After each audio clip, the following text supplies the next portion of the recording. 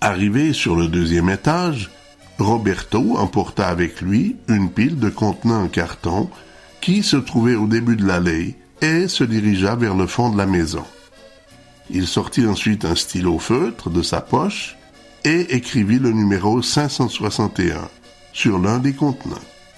Puis il insista sur l'importance d'identifier chaque contenant avec notre numéro, car notre salaire dépendait du nombre de livres de champignons cueillis. 16 cents pour 1 livre, 32 cents pour 1 kilo. Après cela, il se mit à genoux sur la surface de culture la plus basse et me montra jusqu'à quelle grosseur on pouvait cueillir les champignons. Ensuite, ce fut à moi de passer à l'action. Je ressentais d'étranges sentiments. J'étais venu en Amérique pour vivre une existence meilleure et changer totalement la façon de gagner ma vie. Et le premier travail qui m'avait été offert était de travailler dans la nuit totale avec un casque et une lumière sur le front. Je me retrouvais à genoux, les mains dans le fumier et le terreau. Force m'était de reconnaître que définitivement, jusque-là, la voie que je m'étais tracée était remplie d'obstacles. Le capitaine se voyait donc forcé d'être patient avant de trouver la voie praticable. Lorsqu'arriva l'heure de la pause, tous les cueilleurs déposèrent leurs couteaux et se rendirent à la cantine. C'est à ce moment-là que je pus réellement me rendre compte de la grosseur de cette entreprise et aussi du nombre impressionnant de personnes qui travaillaient. Le 95% des employés étaient immigrants, 50% d'origine portugaise, 30% étaient asiatiques, 10% venaient des Indes. Quant aux derniers 5%, c'était un mélange d'Américains du Sud, d'Amérique centrale et d'Européens. Je me souviens qu'un soir, dans un bus qui me ramenait à Hull, j'avais fait la connaissance d'un Vietnamien qui avait survécu à la guerre. Professeur dans le civil, avant la guerre, il était instruit, et tout comme moi, venait d'arriver au Canada 5 semaines auparavant. Même s'il avait été officier dans l'armée du Vietnam du Sud, il avait été emprisonné dans des conditions inhumaines. Son seul repas journalier était un bol de riz et 3 verres d'eau par jour. Je n'avais aucune difficulté à le croire. Il ne suffisait de le regarder. S'il avait vécu en Suisse, on aurait dit de lui qu'il était anorexique, tant il était maigre. C'est lorsque l'on est confronté à de telles réalités, rencontrer des preuves vivantes de la bêtise et de la méchanceté humaine, que l'on se rend compte de la chance que l'on a d'être né dans un monde en paix. J'allais également faire la connaissance d'un Salvadorien qui avait vu sa maison totalement détruite lors de la guerre civile. À le voir parler de son pays, je pouvais comprendre que ce n'était pas de gaieté de cœur qu'il l'avait quitté lui non plus. Quand les hommes vivront d'amour, il n'y aura plus de misère et commenceront les beaux jours. Mais nous serons morts, mon frère, quand les hommes vivront d'amour. Ce sera la paix sur la terre, les soldats seront troubadours, mais nous serons morts, mon frère, dans la grande chaîne de la vie, où il fallait que nous passions, où il fallait que nous soyons. Nous aurons eu la mauvaise partie. Quand les hommes vivront d'amour, il n'y aura plus de misère et commenceront les beaux jours. Mais nous serons morts, mon frère. Mais quand les hommes vivront d'amour, qu'il n'y aura plus de misère, Peut-être songeront-ils un jour à nous qui serons morts, mon frère, nous qui aurons au mauvais jour,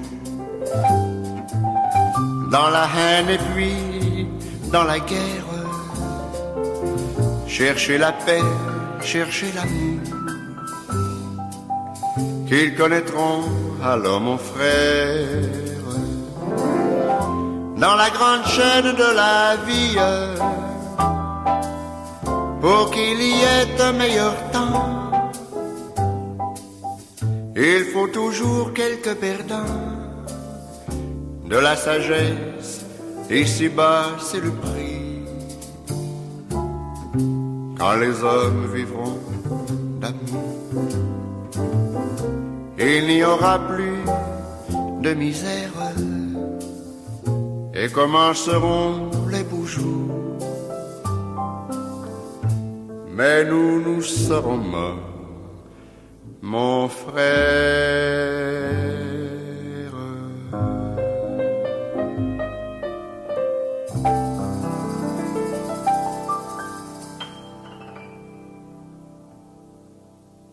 Le nombre de femmes qui travaillaient était très réduit. Pour la récolte des champignons, seules les nouvelles arrivantes s'y prêtaient. La majorité d'entre elles étaient chargées de peser les contenants de champignons et d'ajuster leur poids pour qu'ils ne soient ni trop hauts ni trop bas. Ensuite, elles recouvraient les contenants de papier cellophane, puis les étiquetaient. Afin de stimuler son personnel, je suppose, le patron affichait chaque jour sur un panneau bien visible le poids total que chaque cueilleur avait récolté le jour précédent. Les plus anciens et les plus habiles atteignaient plusieurs centaines de livres chaque jour. Cette première journée de travail se termina à 17 heures. Je n'avais en tout cueilli qu'une dizaine de kilos de champignons. La paye n'allait pas être grosse. Mais il me fallait commencer. Et à dire vrai, un carton de champignons de Paris, ce n'est vraiment pas lourd. Il était nécessaire d'être très habitué pour bien gagner sa vie avec ce travail. Mais comme ce n'était que temporaire, je ne m'inquiétais pas. Comme j'avais dès lors un revenu, j'en donnais une bonne partie à Roland pour couvrir les dépenses que je leur occasionnais. À la fin février, les Cousineaux avaient réuni la somme nécessaire pour réparer leur toiture endommagée. Comme le plafond de la chambre des filles avait été lui aussi endommagé, il était nécessaire de libérer cette chambre afin d'y entreprendre des travaux de rénovation. De ce fait, il était temps pour moi de me chercher un appartement et retrouver mon autonomie. Comme si la Providence avait travaillé pour moi, ce même soir de février, je recevais un papier par la poste m'informant que mes meubles étaient arrivés au port de Montréal et attendaient que j'aille les récupérer. Les appartements étaient rares à Hull, c'est du moins ce que les gens disaient. Pourtant, je n'eus aucune difficulté à m'en trouver un.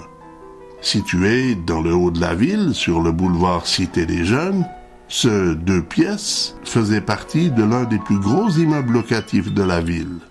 Il se trouvait en lisière du parc de la Gatineau. Une salle de bain avec baignoire, une très petite cuisine attenante au salon, ainsi qu'une chambre à coucher. J'avais tout pour être heureux. Il ne manquait finalement que les meubles pour que tout soit parfait.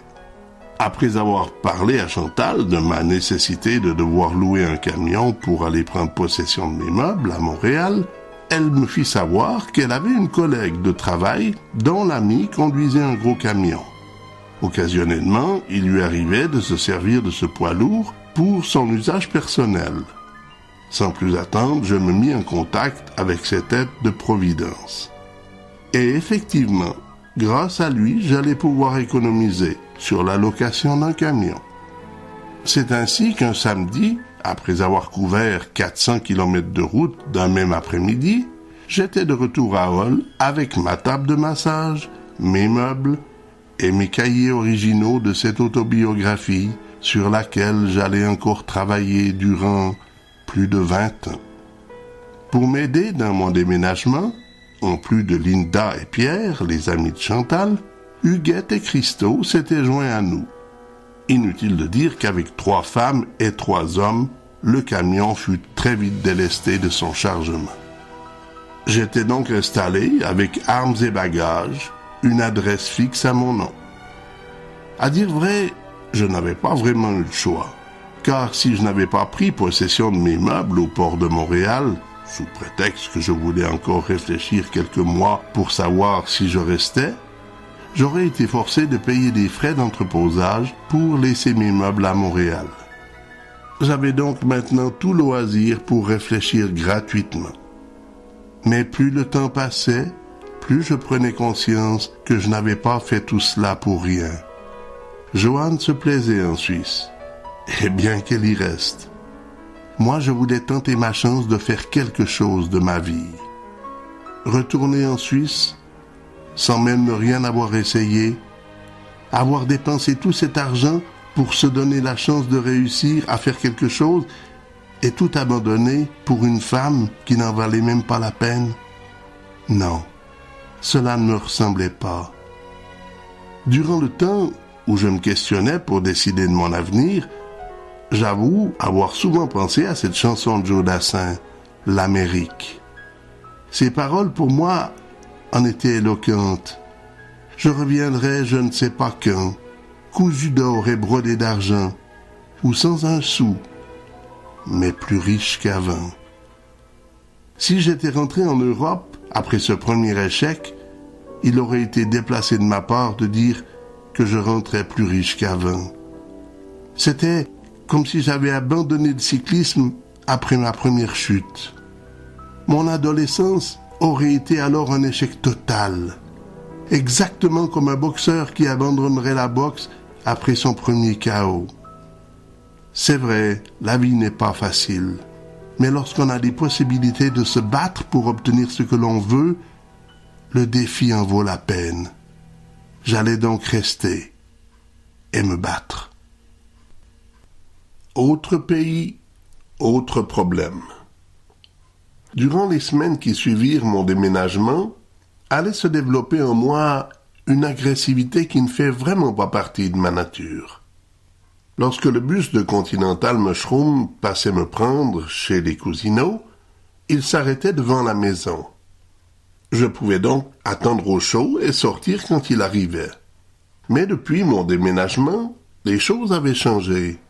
Alors que le chauffeur du bus aurait dû modifier son itinéraire afin de passer me prendre devant mon immeuble, il exigeait de moi désormais que je marche 900 mètres pour l'attendre à un carrefour. Comme je ne suis pas contrariant de nature, j'avais accepté sans rien dire. Un matin d'hiver, comme il en existe seulement au Canada et en Sibérie, la température était de moins 24 degrés. Ce matin-là, beaucoup de véhicules avaient eu de la difficulté à démarrer leur moteur. Comme le bus n'arrivait pas, j'en déduisis que lui aussi avait eu de la difficulté. Après plus de 10 minutes d'attente au bord de la route, le froid glacial était parvenu à traverser mon manteau et je commençais à ressentir le froid. Comme je me trouvais devant un immeuble locatif, je décidai de me mettre à l'abri derrière la baie vitrée. De cet endroit, je pouvais, sans difficulté, voir de loin tous les véhicules qui venaient sur le boulevard Mont-Bleu. Et ainsi, j'avais largement le temps de me rendre au bord de la route avant l'arrivée du bus. J'ajouterais qu'entre 4h30 et 5h du matin, le trafic était, si ce n'est inexistant, du moins très faible. Après 40 minutes d'attente, j'aperçus enfin les phares du bus qui arrivaient au loin. Je pris rapidement mon sac et mes effets personnels et courus jusqu'au bord de la route, où j'arrivais en même temps que le bus. Mais à ma grande surprise, il ne ralentit même pas. Comme il était obligé de s'arrêter au stop 10 mètres plus loin, je courais derrière lui en plein milieu de la route. Mais il ne s'arrêta pas et continua sa route en m'ignorant totalement. C'en était trop. Ce chauffeur portugais avait joué avec ma patience et avait perdu. Hors de moi, je regagnai mon appartement et me saisis du téléphone pour appeler mon patron. Comme il était trop tôt, je tombai bien évidemment sur le répondeur. Enragé et en même temps fatigué, je retournai me coucher. Lorsque je me réveillais, il était 9h30. Sans plus attendre, je recomposai le numéro de mon employeur et ce fut sa secrétaire qui me répondit. Après lui avoir demandé pour parler personnellement au patron, elle lui transféra mon appel. « Bonjour monsieur, c'est Éric Burdet, un de vos employés. Je vous appelle pour vous demander si Caramel va continuer à jouer au fou comme ça. Ce matin, j'arrive à l'endroit où il doit me prendre, exactement en même temps que lui, mais au lieu de s'arrêter, il accélère et il fout le camp. Pourquoi il fait des imbécilités comme ça? À cause de lui, j'ai pas pu venir travailler. On a beaucoup de problèmes avec lui. Tous les jours, on a des plaintes. Actuellement, il y a une personne qui suit des cours pour avoir son permis de bus. Et au moment où il va l'avoir, on va changer de chauffeur. Quelques matins plus tard, alors que l'on circulait dans un quartier résidentiel, une voiture qui semblait pressée le dépassa juste avant d'arriver à un arrêt. Comme Caramel n'avait pas du tout apprécié cette manœuvre, il se mit à klaxonner. Mais l'automobiliste n'apprécia pas du tout la réaction du Portugais et arrêta sa voiture au milieu de l'intersection, bloquant ainsi le passage. Fou de rage, Caramel se saisit d'une hache qu'il avait derrière son siège et descendit du bus pour se diriger en direction de l'automobiliste. Un autre Portugais d'environ une soixantaine d'années, voyageant toujours aux côtés de Caramel, descendit à son tour et de ses deux mains immobilisa le bras du chauffeur fou pour l'empêcher de commettre l'irréparable. Quant au chauffeur de la voiture, il remonta dans son véhicule sans perdre un instant et quitta les lieux. Il y avait de quoi se poser des questions. Lorsque j'avais dit au patron qu'il jouait au fou, je n'étais plus sûr à partir de ce moment-là qu'il ne faisait que jouer.